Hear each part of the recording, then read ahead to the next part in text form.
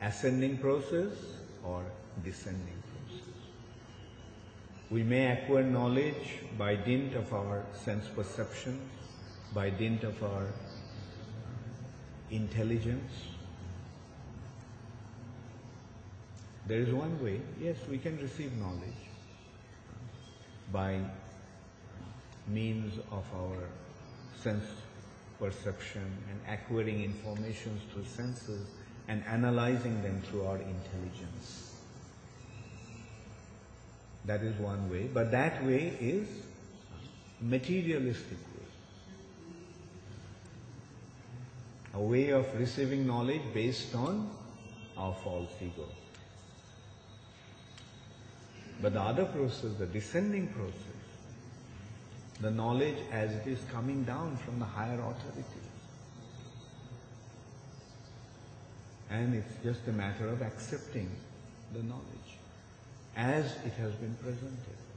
As Prabhupada pointed out in that purport, people may question, they may raise their eyebrows, or they may express their doubt and disbelief. How can there be an ocean of milk? And that ocean of milk was churned with a mountain, and in order to get nectar. Fairy tales. Yes, it may sound like fairy tales. It may sound like even more remote than a fairy tale. But let us consider who are the people who are accepting this knowledge. At least in our lifetime we have seen Srila Prabhupada, the most brilliant individual, the most intelligent person, the most wonderful personality in all respects. And he accepted it. And he is instructing. Then let's go back. Bhakti Siddhanta Saraswati Thakur, another brilliant personality. Bhakti Vinod Thakur, a unique individual. Then go back. Vishwanath Chakravarti Thakur, Baladev Vidyabhushan, Rupa Goswami, Sanatan Goswami. Let's consider who they are. One of the most exalted personalities of their times. Then we can even go back. Yudhishthir Maharaj, Arjun, Ambarish Maharaj, Prahlad Maharaj, Dhruva Maharaj, Vivashwan, the sun god, his son Manu, Brahma, Lord Shiva, they are accepting it. So if these personalities can accept these information, why can't we? Or why shouldn't we?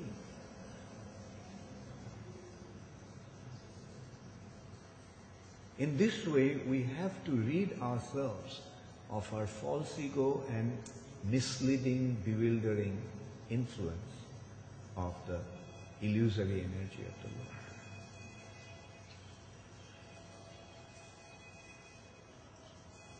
Intelligence is there in order to ascertain these facts. Like this personality is so much more intelligent than I am, and he is accepting it. So let me just not doubt about those information and accept it with an open heart.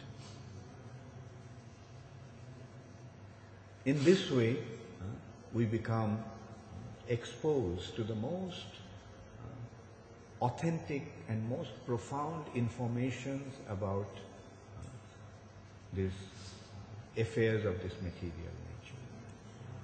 And in this way we will become qualified to enter into the spiritual world. The process is very simple. Only thing is whether we are going to function on the platform of false ego or whether we are going to perform on the platform of submission to the higher authorities. And acceptance of the higher authority is the key to spiritual success. When you accept him, surrender. And surrender is the process. The whole process is actually the process of surrender. One who surrenders, he will progress. One who cannot surrender will lag behind. And again go back to the cycle of birth and death, the cycle of suffering in the material nature. Thank you very much. All glories to Srila Prabhupada. Gaur Premanande Hari. Does anybody have any question or comment? The disciples' relationship with the spiritual master in the stage of sadhana bhakti is one of power and interest. I just wanted to ask what happens to the relationship as the disciple advances and fully surrenders himself to the Lord of the spiritual master. Then later on, what happens to the relationship? It always remains a relationship of awe and reverence. The spiritual master takes the disciple into confidence, and the spiritual master may treat the disciple in a certain way, but the disciple's attitude is always, you are my eternal spiritual master, you are my eternal teacher, and I am eternally submitted to you. You have to go back to God. That is different. When one goes back to Godhead, then it's up to Krishna. But again, there also, he remains the leader. Like in the spiritual sky, especially in Vrindavan, there are different groups and subgroups. And those groups have group leaders. And so the ultimate leader of the group is, one group is, ultimate leader of the group is Srimati Radharani. And there's another group, the ultimate leader of the group is Chandravali. And then they have their subgroups. Radharani has the groups of Lalita, Vishakha, Tumbavidya, Chitra, Champaklata. And then they have their subgroups and subgroups, sub-subgroups and so on. At least we know that when we go back to the spiritual sky, we'll find our group there, ISKCON group. And the leader of that group is Srila Prabhupada. And then there, in that group, there will be subgroups also. And then there will be subgroups, and this is how spiritual world is unlimited. And the leader will always remain as the leader of his group. How he deals with the members of the group, that is up to him. And yes, sometimes, they would, probably there will be friendship. But the attitude of the members of the group will always be reverential towards the leader of the group. Like in a football team. They all are friends, right? They all are playing the same group, but the captain of the team is looked up to by other members of the other players of the team. The captain says, yeah, we are going to play this way, this will be our strategy, and so on. The same is in the spiritual sky. The captain decides, the group leader will decide how they are going to serve. And his decision again will be subservient to his leader's decision. His leader's decision will be subservient to his leader's decision and strategy.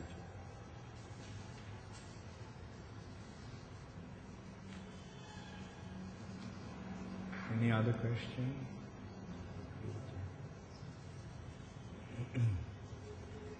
Yes, Sitaram, you don't need a mic. I have another question, but this is in relation to the spiritual master and disciple. When Gopal Kumar and the Mathura Brahmana finally meet the cowherd boys in Gopal Vrindavan,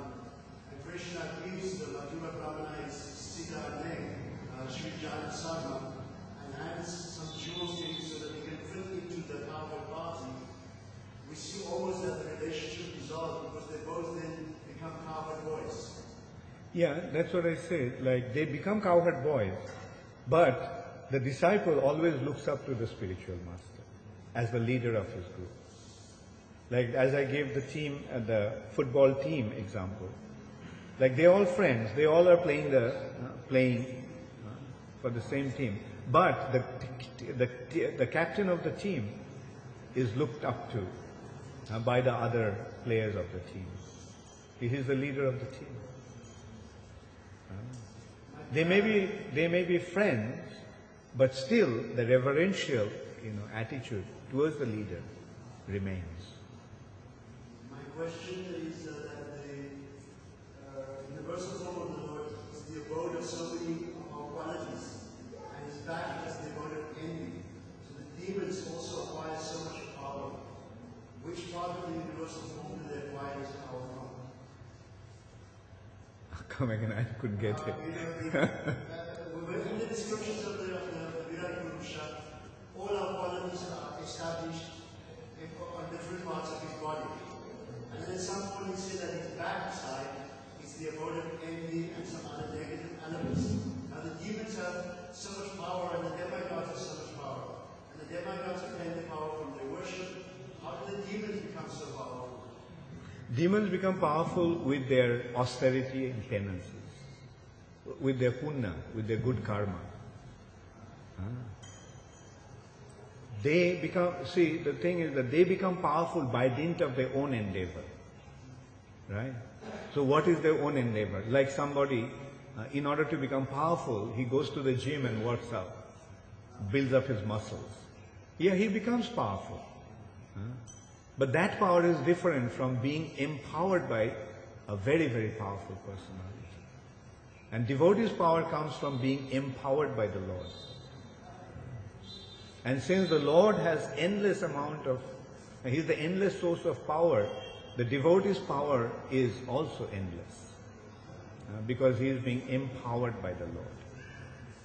Whereas the demon's power is limited because it is acquired by dint of his own endeavor. Like, going to the gym and, building up his muscles, or, developing subtle power through austerities and penances, or by performing punya, pious activities, or by performing sacrifice. Then again, these are all actually pious activities that give them the power. Thank you. Yes, what's your question? Suffers.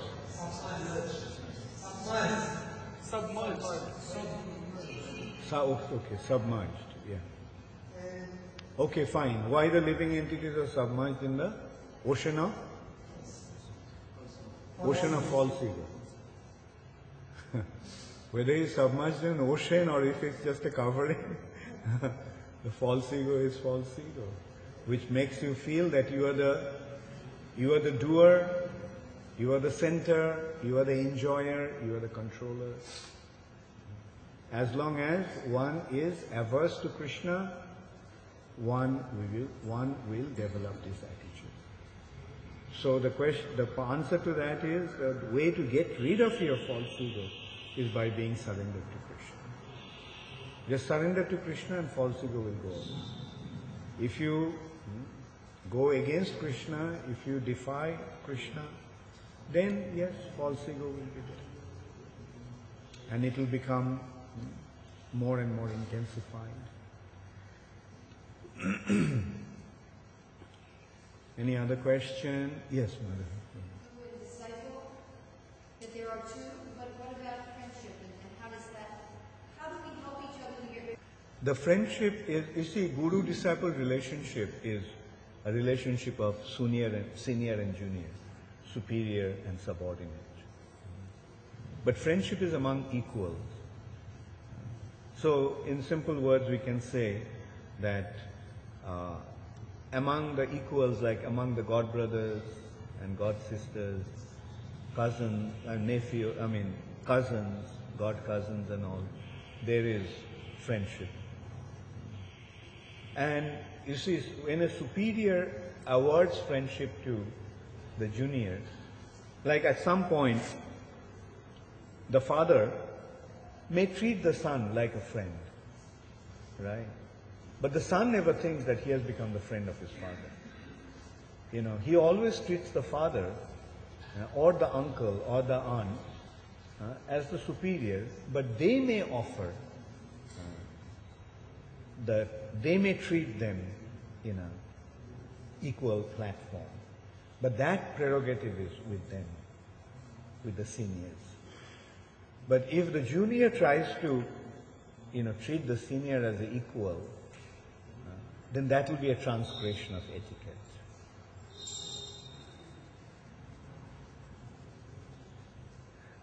Does it answer the question, or? I'm also wondering how, you were saying that how the guru helps the disciple to be free of falsehood. So how, in our relationships of friendship, when there's not a superior and junior, how do we help each other as friends become free of falsehood? Like our friendly dealing through our friendly dealings, like when we meet, what do? We discuss Krishna consciousness, share our experiences, and through that we actually help each other to get rid of our false ego through proper association, mainly by becoming aware of Krishna's supreme position, and by becoming aware of our insignificant position in relation to Krishna.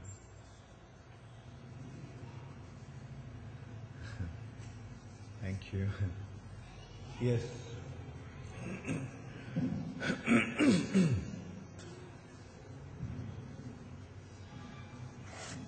Prabhupada, you mentioned ascending process and descending process in knowing. But when we use our own sense perception to gain realization, does that mean we're using an ascending process? Yeah. I mean, we always have to use our senses and intelligence. But the thing is, if we are solely depending on our senses and intelligence, then in order to acquire knowledge, then it is the ascending process. But when we accept the higher authority and the higher source of information, and accept that with faith, there also you are using your senses and intelligence, but that process is descending process. Like senses and intelligence are always there, and they have to be the means by which we are going to receive the informations. But the question is whether we are accepting the higher source of information with faith or not. If we do not, rather we depend solely on our sense perception and our intelligence, ability to reason, ability to discriminate, then that is the ascending process. The otherwise, the knowledge will descend, and the intelligent way is to accept the descending process. Let the knowledge come from the higher authority, because that is the safest way to receive knowledge. And also, if we notice, then we will see that the process of acquiring knowledge is always descending. Like even the alphabets. Did we receive the knowledge from higher authorities with faith? Or did we go out in the world to figure out what is A and what is B by dint of our own endeavor? So this way also we can see, like even the basic knowledge is received through descending process. What to speak of most complicated spiritual knowledge, which is beyond our sense perception. So here again, like you can consider with consider with intelligence that the reality which is beyond our sense perception, how can we get to know about that reality? Through our sense perception. To begin with, it is beyond our sense perception, adhokshaya. And even the material knowledge, good amount of the material informations are beyond our sense perception. You just accept the higher authority. Say, for example, how many people can, with their sense perception, figure out the atomic energy? How the uranium atom splits and energy is released. Can you see it with your eyes? Yes, through experiments, even before experiments, it's through calculations, through numbers, through mathematics that you figure it out. And then you apply it in the practical field, and then you see that yes, it works, and then you accept it. So most of the material aspect of knowledge also cannot be ascending process. It is descending. We can't depend upon our sense perceptions all the way. You have a question, Malati?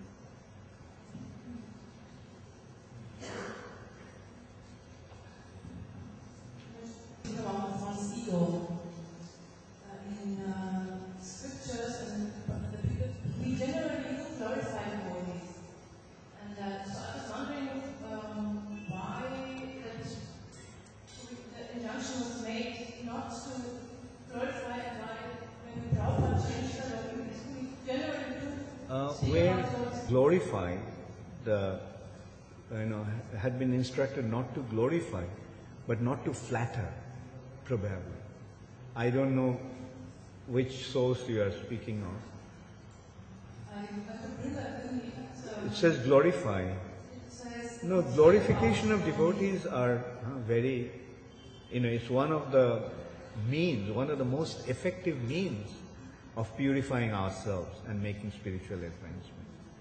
By glory, what probably is meant by that is that not flatter. Recognize those qualities and speak about them. Because by doing that, you will acquire those qualities. See, glorification means, you are detecting some qualities in an individual and being vocal about it. Right?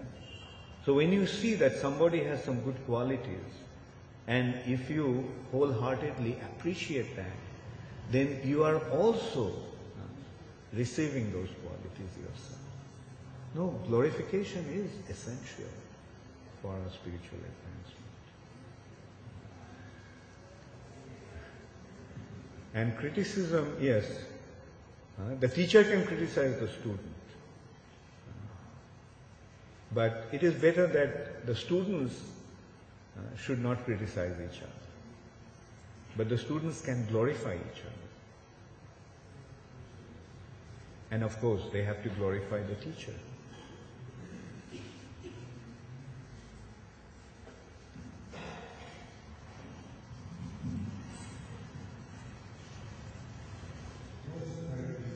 Thinking about the absolute nature of love and the fact that we're all going to be in the spiritual world, are situations where, according to our original spiritual forms, we will not necessarily be in the same grouping.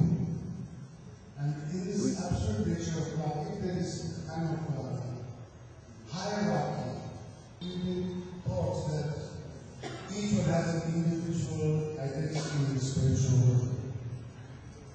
Generally, you see, although one may have spiritual identity, but those identities will be conducive to the group that one belongs to. You see, we have to understand that the spiritual arrangements are not an accidental happening. It is a divine arrangement. So generally that will be like, say for example, a person who is in Madhurja Ras will be connected to somebody who is also in Madhurja Ras. But sometimes there may be somebody, say just in case somebody came across a group of Madhurja devotees, but his original form is Sakhya. Then the spiritual master will make the arrangement that he goes to his appropriate group. Or in Madhurja also there is Sakhya. I mean, anyway, these are all very, very, these are not matter of, speculation as such. So for this to properly understand, we simply have to go back to the spiritual sky. Then only we'll understand. But the point is that now that we are here, let's be here and act according to this platform. You get the point? Like now that we are in this platform, okay, let's put it this way. When we are in Chaitanya Mahaprabhu's Sankirtan movement, let me take part in Mahaprabhu's Sankirtan movement. Let's not waste our time in imagining about Radha Krishna's pastimes in Vrindavan. When we are in Navadvip, let's be in Navadvip. Right? And by Chaitanya Mahaprabhu's arrangement, when we become qualified, we will be transported to Vrindavan. You see, and we also have to remember that this ISKCON or whatever is happening in ISKCON today is Mahaprabhu's Sankirtan movement. It is not different from Mahaprabhu's Sankirtan movement.